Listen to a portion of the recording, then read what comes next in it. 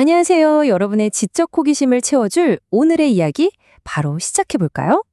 오늘은 우리 뇌가 어떻게 기억을 붙잡아 두는지 그 아주 놀라운 비밀을 한번 파헤쳐 볼 건데요. 아마 전혀 예상치 못했던 숨은 영웅의 등장을 목격하게 되실 겁니다. 정말 단순하면서도 생각해보면 참 깊은 질문이죠.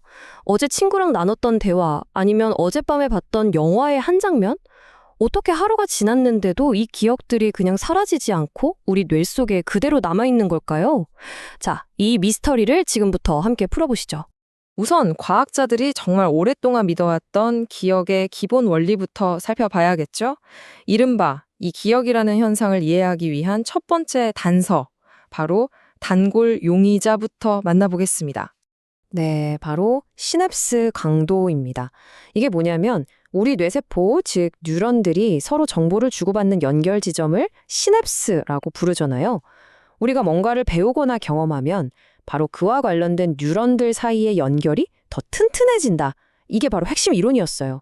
마치 두 사람 사이의 대화 볼륨을 확 키우는 것처럼요. 이게 바로 기억에 대한 아주 고전적인 설명이었습니다. 그런데 말이죠. 여기서 아주 흥미로운 반전이 시작됩니다. 만약에 기억이라는 게 단순히 연결이 얼마나 강하냐에만 달려있는 게 아니라면 어떨까요? 만약 정보가 전달되는 속도 역시 아주 결정적인 역할을 한다면요? 자, 이제 이야기의 이막이 오릅니다. 과학자들의 시선이 뇌세포의 연결 강도에서 이제는 뇌의 물리적인 배선, 그 구조 자체로 옮겨가기 시작한 거죠. 그러니까 기존의 기억은 더 강한 연결이야 라는 생각에서 한 걸음 더 나아간 겁니다.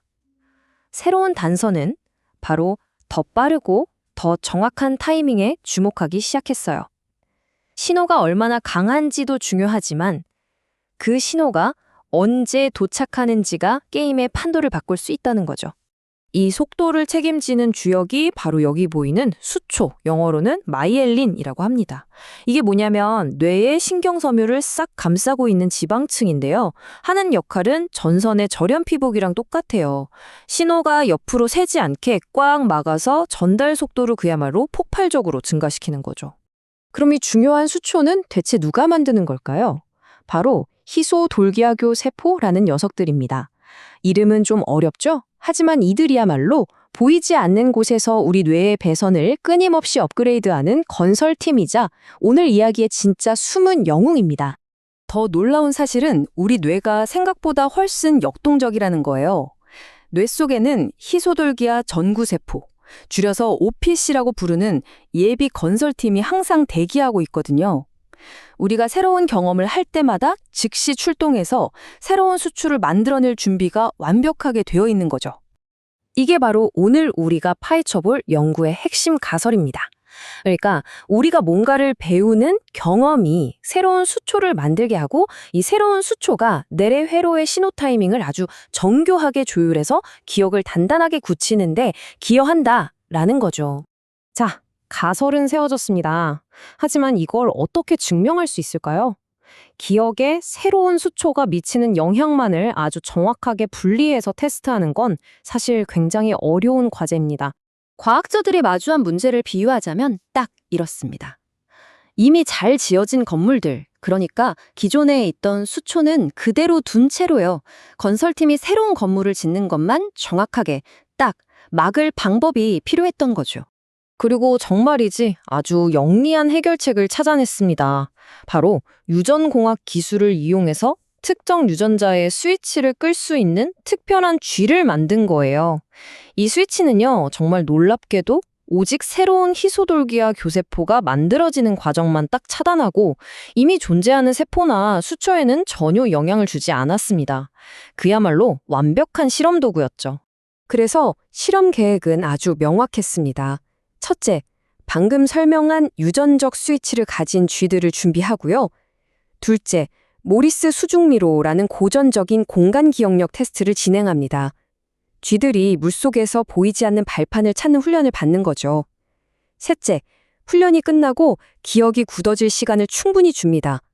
마지막으로 과연 이 쥐들이 발판의 위치를 제대로 기억하는지 다시 한번 확인하는 겁니다. 자, 이제 가장 중요한 순간입니다.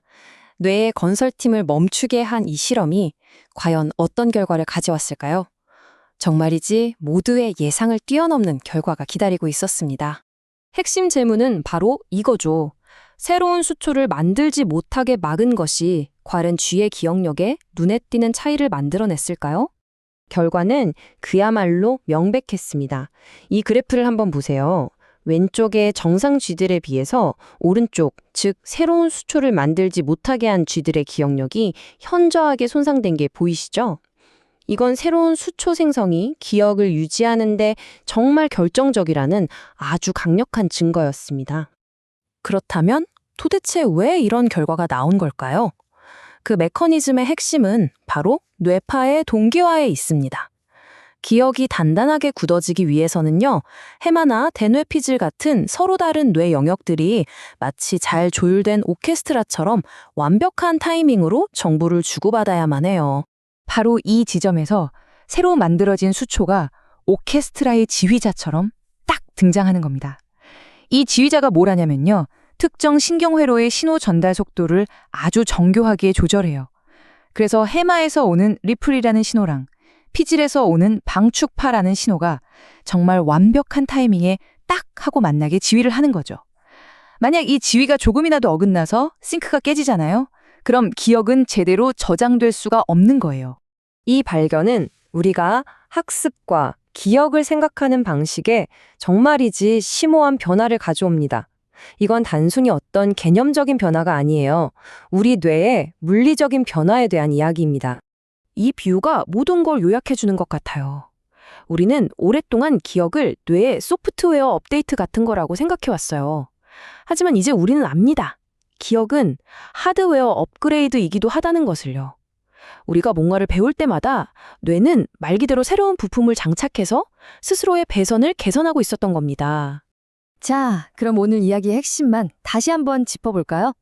첫째, 기억은 강도만의 문제가 아니라 속도와 타이밍의 문제입니다. 둘째, 우리가 뭔가를 배울 때 우리 뇌는 물리적으로 재구성됩니다. 셋째, 희소돌기하교 세포 같은 그동안 조연으로만 여겨졌던 세포들이 사실은 기억 과정의 핵심 플레이어라는 거죠. 그리고 마지막으로 학습이란 결국 우리 뇌의 정보 고속도로, 그러니까 생물학적 인터넷 케이블을 업그레이드하는 과정과 같다는 겁니다. 이 모든 걸 알고 나면 이런 질문을 스스로에게 던지게 됩니다. 여러분의 뇌가 매일 겪는 경험을 바탕으로 스스로의 하드웨어를 끊임없이 업그레이드하고 있다면 여러분은 오늘 어떤 경험을 선택하시겠습니까? 어떤 기억을 위해서 뇌의 새로운 배선을 구축하고 싶으신가요? 한 번쯤 생각할 거리를 남겨드리면서 오늘 이야기는 여기서 마치겠습니다.